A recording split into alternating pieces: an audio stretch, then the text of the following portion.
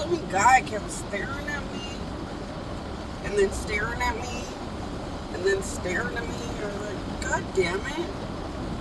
The fuck, man? Stop fucking staring at me. Like, I don't know why you're staring at me, but stop doing it. It's annoying. Like, it's so cute. I just flipped somebody off. Everybody stares at me to talk shit, stares at me to gawk, stares at me to fucking a billion things, and I hate it. Until I pop. Like, I was just at the AM/PM. The AM/PM out here by San Pablo, because I had taken that poor lady home. And after I took the lady home, I was like, I better get some gas before I head out to spoil my truckers. I actually was like, oh, I can't wait to get to my truckers and treat them like little babies. And, but the guy, I mean, I get it. Everybody's going to stare at me. I get it. But he kept staring at me, and then kept staring at me, and then kept staring at me. It's like, God damn it, you fuck.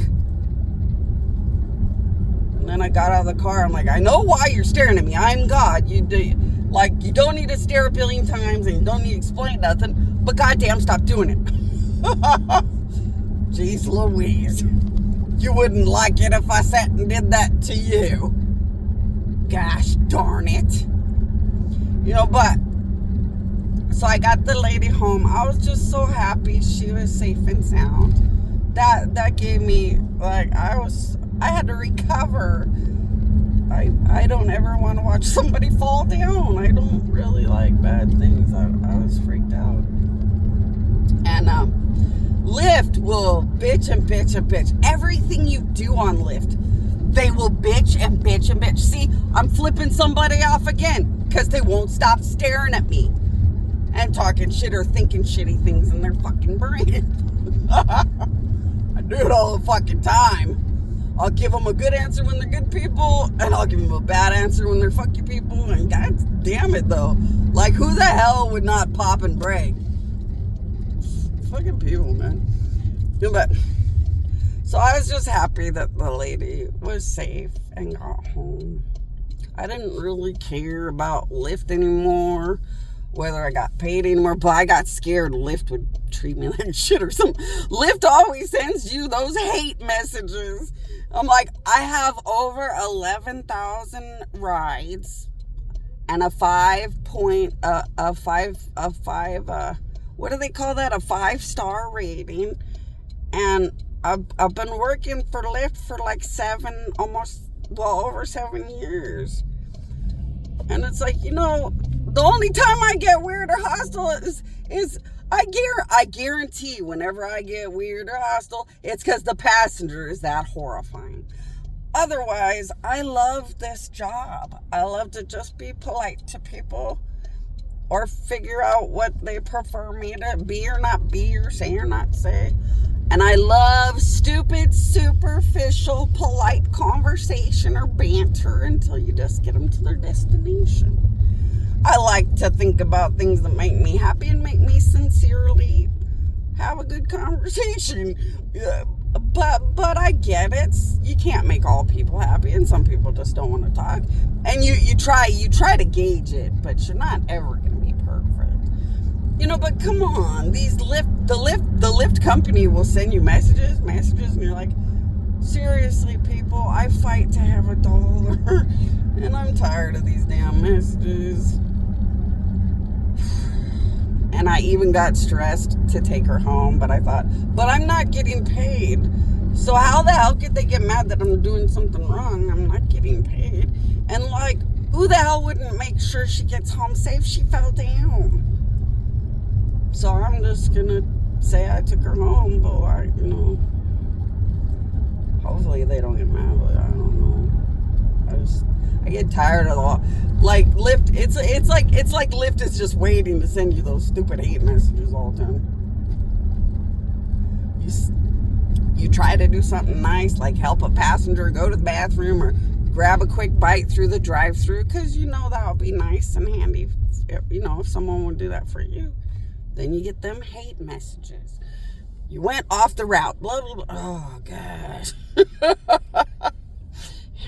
Blah, could be disciplinary action.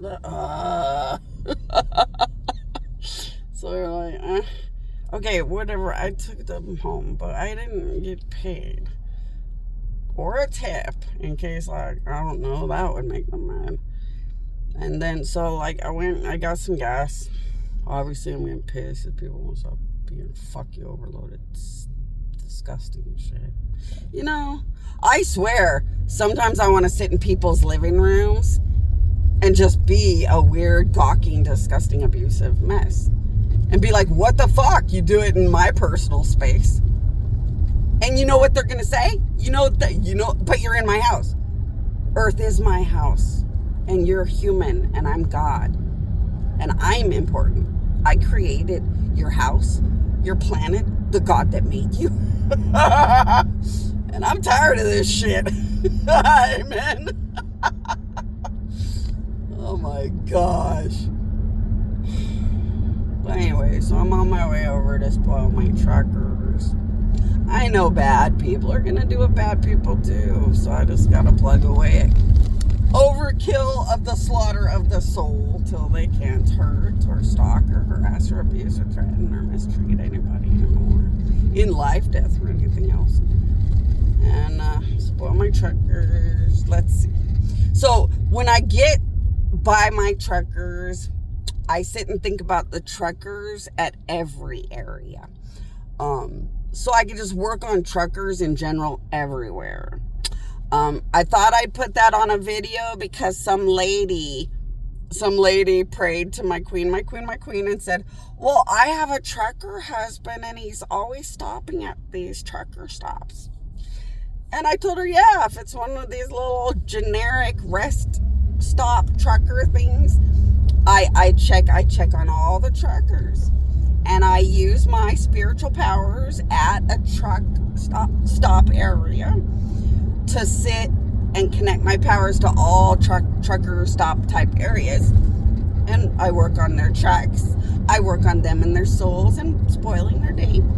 And I work on their companies and their companies' products and stuff when I have time. And if I get luxurious, I even try to help the companies that the truckers deliver to. And I do as little or as much as I can. It depends on how much I'm, trying to kill my enemies till they can't get near me anymore and stuff all the time. But now you guys know. So when I got on welfare, and I got on welfare, back then the United States didn't laugh every time I had financial demise. But probably because I was always getting killed and drugged and poisoned, and maybe they were too satisfied in a gross way to threaten me or something. I really, really want these things dead and gone forever so I don't ever have to care. But they didn't really threaten me now that I think about it back then. But I went and got my little food stamps or whatever, and I don't remember why. I think it's because I was struggling to pay the bills. And once again, I don't know why, because a lot of times for Lyft, you can make like $1,500 in a week or $1,200 in a week. They would just sit and steal all the money, I bet. But back then, my brain was all foggy all the time and went in and out. So like, I probably just didn't realize it was always them. And once they weren't that luxurious in murdering me and keeping my brain going in and out, that's when they start threatening and stuff, I bet. But now it's time to rock and roll and destroy them, because it's my turn now. But so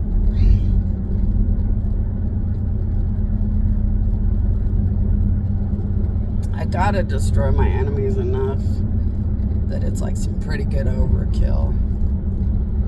Gotta hit my truckers. There was a bunch of people that prayed, it's more important to focus on me. Well, maybe it's more important to focus on you. But sadly, like, if you pray, I can focus on, okay, so you pray and say, I'm way more important than a trucker. Well, if you really do have emergency or serious issues, you are pretty high on the list when you pray. So you'd be high on the prayer list. The reason I get to spoil the truckers is because I'm right next to the truckers. That's a privilege of being literally right next to my powers.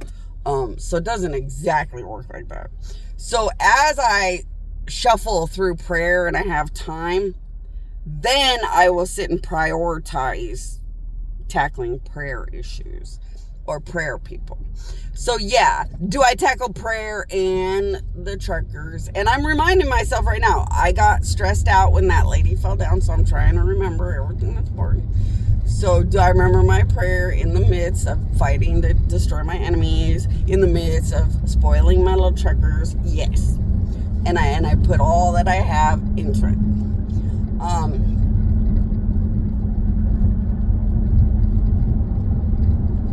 But there's also things that pop up.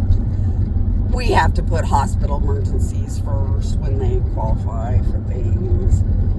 I'm not going to sit around like a preacher and like say a prayer like a low-life loser and live off everybody's money. I hate some, like there's some things on this earth I don't like. Like if a preacher is having a whole entire life income off of you people, why can't they just sit and cry and beg to God while your child's in the hospital? It's not too much to ask. And you're like, well, but what if I only give $20 every Sunday? I don't give a shit. A whole pile of people give money to some human nobody called a preacher. That human nobody called a preacher is taking God's money because you're giving that money to God's house. So that human is supposed to represent God, but how often do they ever? They're living off your money as humans. And they do flippant, fuck you, stupid things. Like, I'm going to go to the hospital and pretend to give a shit. And maybe say a prayer. Like, what the fuck, man? If that was your kid, you would sit at the hospital and die. And bother God constantly. But you sit in the house of God, take everybody's money, and can't sit and bleed out. And die and cry and drown constantly, bothering God. Until that hospital trip for that child either goes how it's going to go or goes how it's going to go, but like you can't bleed out. Like it's only 1 or 2 days or whatever the fuck. I could see if it's like a week or so, but usually it's like some serious surgery or they took a really bad turn for the worse, and like it's like a day or night or maybe 2 days. Like it's not too much to ask, people. You have all kinds of money and a whole fucking lifetime off of human money to be in a house of God you don't even give a fuck about, to represent a God you don't even properly represent, and you can't bleed out about the dying child. I hate humanity. I might be grouchy because I'm getting a lot of prayers that piss me off and a lot of gawking fuck you people pissing me off. When I'm already, like, I had to recover from somebody falling down. And see, when you have to recover in death because somebody fell down, and then people want to just sit and ride your death fuck you style, you want to get up, do everything horrifying to them ever known, and be like, you're not important. But that good person that fell down, like, that was everything. You're gawking and fuck you out of the car, man, just fucking die. Your blood doesn't mean anything. You'll never understand being holy, sacred blood. You won't even understand being anything more than a shitty fucking human. And yet, I have to take the abuse. And the only thing that makes me feel better is that they have to die forever for everything they do against me. And they get stuck among bad, evil forces by doing anything against me. But it's like, but that doesn't stop your constant abuse of my death today. But it really makes me grouchy until I will tell the truth about things that just piss me off. such as sitting in the house of God as such a fuck you mockery in 5 billion ways. But anyway, I refuse to give a shit any more than being pissed off and yelling and being happy. Everything will reap what you sow. And just like the Bible says, God's not mocked. Everyone will reap what they sow. So God's not mocked. The white throne judgment in and of itself makes sure everybody's going to end up where they fucking deserve or where they belong. Oh, hey, you know what was kind of fun and funny? I was giving that Toyota guy a drive to Toyota, and some person had a bunch of stickers on their car, and one of the stickers was like, "Do you follow Satan this closely?" What was the other one? I forgot. They were the funniest stickers. One of the stickers was like, "I hope you get what you deserve in life," or something. I think maybe they might have been people that actually like bad devils or something, but like if you don't know the person, the stickers are really funny. If you think it could be a good devil or a good demon or a good Satan, you're like, oh, that's funny.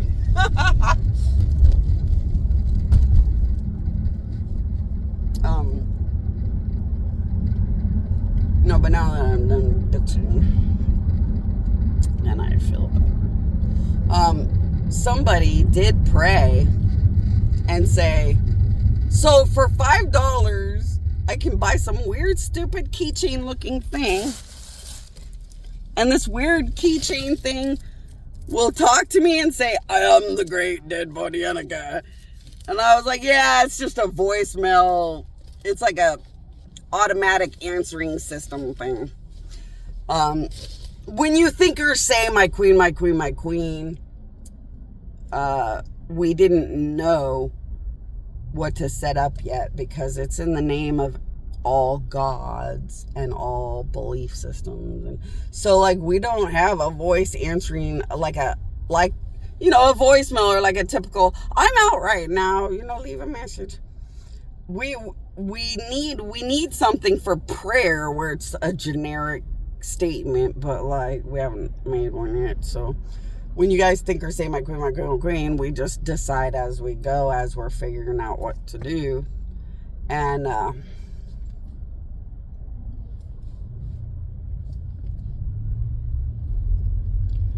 but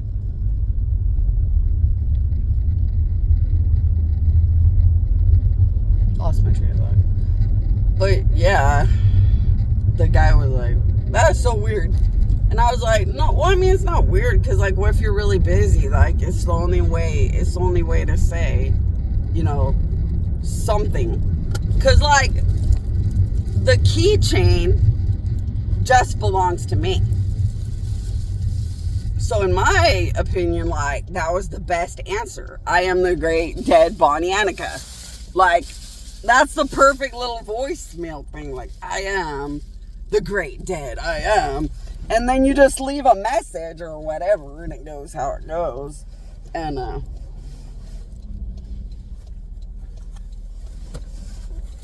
so, but see, my keychain only belongs to me. So this little cross thing, it only belongs to me. So, like, I think that's better.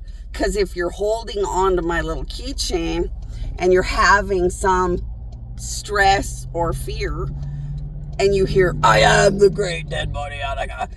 And trust me, when you hear it, when you hold on to this thing, and it's just that little keychain with the charms, when you hold on to it and you're like afraid or stressed, I bet it would feel really cool to like be overwhelmed in your soul with the power of the greatest dead God ever known saying, I am the great dead me. So I thought that's best because it's just my name and my title very powerfully in your soul. And when you touch the cross or when you touch this, you know, when you touch it, you know that this is what is like impacting your soul and overwhelming your soul and speaking. And I just figured that's pretty good when you're like in an emergency, or just when you're afraid or something. It'll make you feel like, well, but there's the greatest dead God ever known on this planet. And like, I can find out if I'm worthy because I got scared, but I haven't found out if I'm worthy or whatever. And figured out to have a better connection to the little keychain cross or the little charms or whatever. And,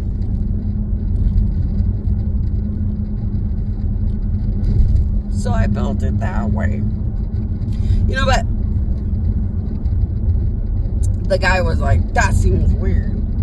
So I explained to him the same thing I'm explaining to you, and he was like, oh, wow, now that seems kind of smart. Because he was like, well, I mean, anybody would pay $5 to just hear some great, powerful God speak like that, but like, seems stupid or weird. But then once he understood, he was like, oh, you're right. If I was like in a car accident and I was all shaky, that might really make me feel kind of better on the inside or something. Until you could actually like interact or talk to me through it or something. I was like, yeah, see, I thought that would be pretty good. And, you know, through my queen, they really want some kind of statements or something that make people feel like happy while there are emergencies at the hospitals and more.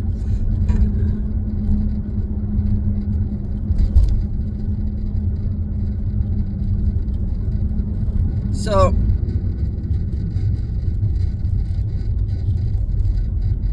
I also spoke to a guy who was like, why are these little stupid keychains so fun when your statues barely look at people or answer or say basic things? And I was like, well, remember how humanity had to keep the power of good strong enough to maintain the holy, sacred benefits of Jesus' existence and death on earth? And they were like, yeah. Well, the same thing with the Mary statue. The Mary statue is actually built on fuck you mockery of my entire existence. There's no power of good that kept anything good. So I have to struggle and I have to struggle and I have to do so many things to get that statue to talk or do anything. So I can only do basic things through a statue that originally is just an up yours to my face. These little crosses, these little charms on these keychains, I am supercharging, like, in and of themselves at this moment in my existence to give to people. So these are just little charms, but I am putting my actual legal, holy, sacred reality into the charms, like, right now. So you're tapping into my real, actual existence right now. Not some old up yours statue that I'm trying to work through to just be able to answer people or do something to reach people. Or,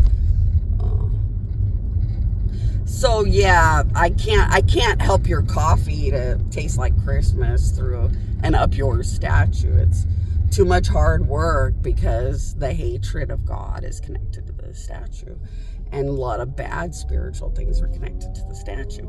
So I can't spoil anything. It's not a real actual statue if you understood how these things work. Well, not a good one. So I just have to wing it and figure out what to do all the time.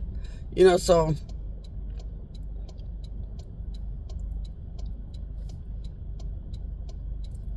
But... I do the best or the most that I can do with what is, but like, if I can just do things in my protected, holy, sacred rights, it usually works really well.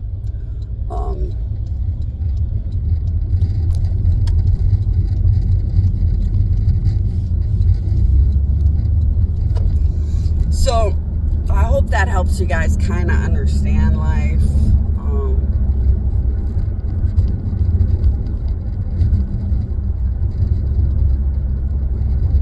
But if you guys have any other questions,